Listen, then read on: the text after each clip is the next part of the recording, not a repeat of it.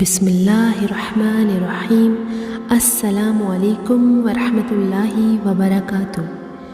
رسول اللہ صلی اللہ علیہ وآلہ وسلم نے فرمایا کہ مجھے اللہ کی طرف سے حکم دیا گیا ہے کہ لوگوں سے جنگ کرو اس وقت تک کہ وہ اس بات کا اقرار کر لیں کہ اللہ کے سوا کوئی معبود نہیں ہے اور یہ کہ محمد صلی اللہ علیہ وآلہ وسلم اللہ کے سچے رسول ہیں، اور نماز ادا کرنے لگیں اور زکوٰۃ دیں۔ جس وقت وہ یہ کرنے لگیں گے تو مجھ سے اپنے جان و مال کو محفوظ کر لیں گے، سوائے اسلام کے حق کے۔ رہا ان کے دل کا حال تو ان کا حساب اللہ کے ذمے ہے۔